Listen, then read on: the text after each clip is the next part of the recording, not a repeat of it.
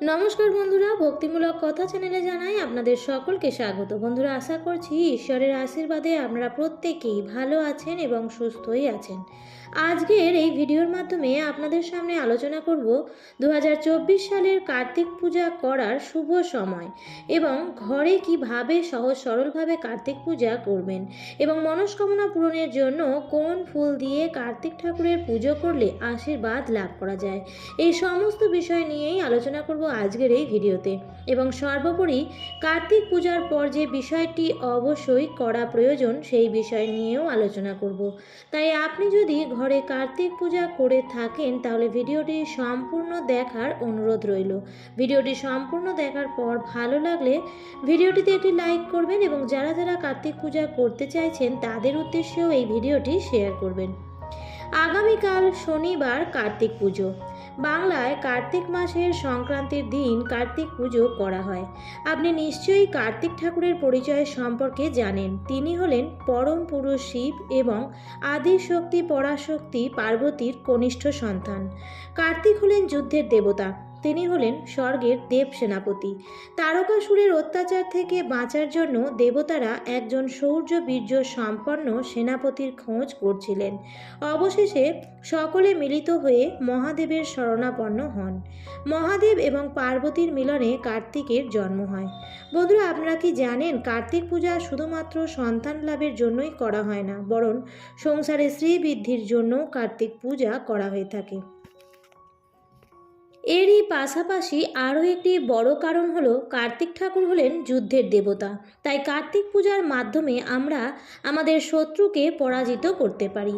সেই শত্রু যেমন বাইরের শত্রু হতে পারে, সেই শত্রু হতে পারে মনের ভেতরকার শত্রু। অর্থাৎ আমাদের মনের ভেতর যে ষড়রিপু রয়েছে, কাম, ক্রোধ, লোভ, মোহ, মদ, মাৎসর্য, এই 6টি রিপু মানুষের পতনের সবথেকে বড় কারণ হয়। এই 6টি রিপু নিয়ন্ত্রণ করার জন্য কার্তিক পুজো করা হয়ে থাকে। আর এই কার্তিক পুজো মূলত হয়ে থাকে বাংলার কার্তিক মাসের সংক্রান্তির তিথিতে, অর্থাৎ কার্তিক মাসের শেষ দিন। আর সেই রীতি অনুযায়ী আগামীকাল 30শে কার্তিক 1431, ইংরেজির 16ই নভেম্বর 2024 শনিবার দিন কার্তিক পুজো সম্পন্ন হবে।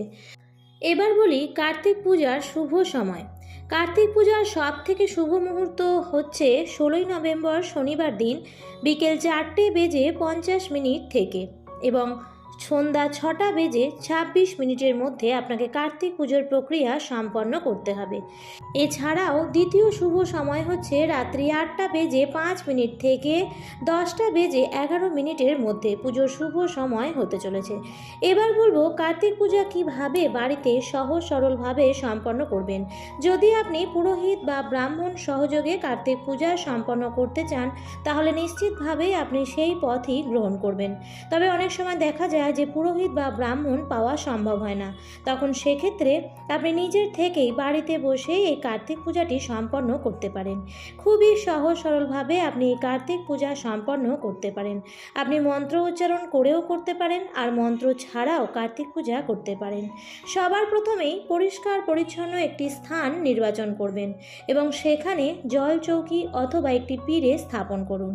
এরপর সেই জল চৌকি বা পিঁড়ের ওপর একটি লাল কাপড় পেতে দেবেন এবং তার উপর সামান্য আতপ চাল, দূর্বা এবং গঙ্গার জল ছিটিয়ে দেবেন এবং তারপর কার্তিক ঠাকুরকে সেই আসনের ওপর প্রতিষ্ঠা করুন এবং কার্তিক ঠাকুরের সামনে আপনার পছন্দ অনুযায়ী একটি আলপনা এঁকে দেবেন। তারপর সেই আলপনার ওপর একটি ঘট স্থাপন করবেন। ঘটটি পেতল, কাঁসা অথবা মাটির হওয়া বাঞ্ছনীয়। ঘটের ওপর সিঁদুর দিয়ে একটি মাঙ্গলিক চিহ্ন এঁকে দেবেন। এরপর ঘটটি বিশুদ্ধ জল বা গঙ্গার জল দিয়ে ভর্তি করবেন। ঘটের ওপর অবশ্যই 5টি পাতাযুক্ত আম পাতার শাখা বসাবেন এবং প্রত্যেকটি পাতায় সিঁদুর ও চন্দনের ফোঁটা দিয়ে দেবেন।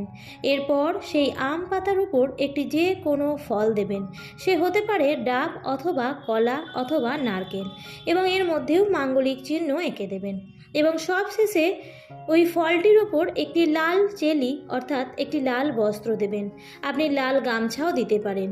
এরপর আপনারা ধূপ প্রদীপ জ্বালিয়ে আপনাদের সাধ্য মতন নৈবেদ্য সাজিয়ে দেবেন। এরপর হাতে সামান্য গঙ্গার জল বা বিশুদ্ধ জল নিয়ে আচমন প্রক্রিয়া সম্পন্ন করবেন এবং ভগবান বিষ্ণুকে স্মরণ করে বলবেন ওম বিষ্ণু, ওম বিষ্ণু, ওম বিষ্ণু। এরপর কার্তিক ঠাকুরের ধ্যান মন্ত্র পাঠ করবেন, আর যদি ধ্যান মন্ত্রটি পাঠ করতে না পারেন তাহলে কার্তিক ঠাকুরের মুখটি মনে মনে স্মরণ করবেন এবং হাত জোর করে কার্তিক ঠাকুরকে নিজের গৃহে আহ্বান করবেন। এরপর ওম কার্তিকেয় নমঃ এই মন্ত্র বলে একটি ফুল ঘটে দিয়ে দেবেন। কার্তিক ঠাকুরের পছন্দের ফুল হলো রক্তকরবী। যদি এই ফুল পাওয়া না যায় বন্ধুরা, তাহলে সাদা বা হলুদ করবী দিয়েও পুজো করতে পারেন। তাছাড়াও যে কোনো রঙিন ফুল দেওয়া যেতে পারে, যেমন লাল গোলাপ, পদ্ম, নীল অপরাজিতা, গাঁদা ফুলও কার্তিক ঠাকুরের পছন্দের। তবে রক্তকরবী হলো কার্তিক ঠাকুরের সব থেকে বেশি প্রিয়, তাই চেষ্টা করবেন এই দিন সম্ভব হলে রক্তকরবী ফুল জোগাড় করার। যাই হোক বন্ধুরা, এরপর একে একে সমস্ত ফুল, মালা, নৈবেদ্য যা আপনি কার্তিক ঠাকুরকে অর্পণ করতে চান তা ওম কার্তিকেয় নমঃ এই মন্ত্র উচ্চারণে কার্তিক ঠাকুরকে নিবেদন করবেন। কার্তিক পুজোয় কার্তিক ঠাকুরকে 5টি গোটা ফল নিবেদন করতে হয়। এছাড়াও সম্ভব হলে পায়েস ভোগও নিবেদন করতে পারেন।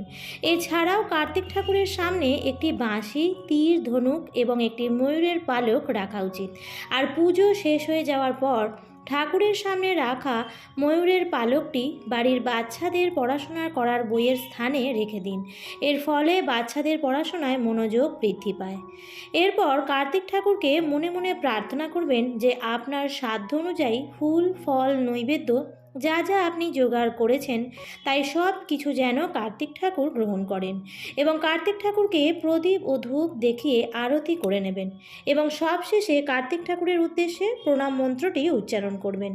যদি প্রণাম মন্ত্র উচ্চারণ করতে না পারেন বন্ধুরা, তাহলে সেক্ষেত্রে একান্তই মনে মনে কার্তিক ঠাকুরের উদ্দেশ্যে প্রণাম জানাবেন এবং তার উদ্দেশ্যে বলবেন, হে কার্তিক দেব, আমার পূজা তুমি গ্রহণ করো, আমার প্রণাম তুমি গ্রহণ করো।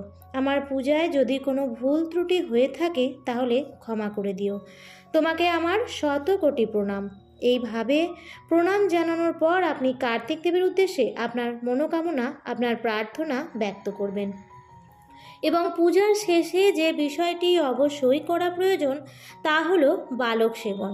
এই দিন অবশ্যই চেষ্টা করবেন আপনার সাধ্য সামর্থ্য মতন বাচ্চাদের কিছু খাওয়ানোর।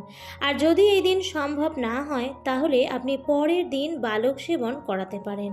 পূজার দিনে অবশ্যই ছোট বাচ্চাদের কিছু খাওয়ানোর চেষ্টা করবেন। এর ফলে কার্তিক ঠাকুরের কৃপায় আপনার মনোবাসনা অবশ্যই পূর্ণ হবে। আমার আজকের ভিডিওটি এই পর্যন্তই। ভিডিওটি দেখে যদি ভালো লাগে তাহলে অবশ্যই লাইক, কমেন্ট, শেয়ার করবেন বন্ধুরা। আর যদি আজকের ভিডিওটি আপনি প্রথম দেখে থাকেন তাহলে এই ধরনের আরও ভিডিও পাওয়ার জন্য চ্যানেলটিকে সাবস্ক্রাইব করে পাশে থাকা বেল আইকনটির অল লেখাটিতে ক্লিক করে রাখবেন। আবার দেখা হবে পরবর্তী নতুন ভিডিওতে। ভালো থাকবেন, সুস্থ থাকবেন। ধন্যবাদ।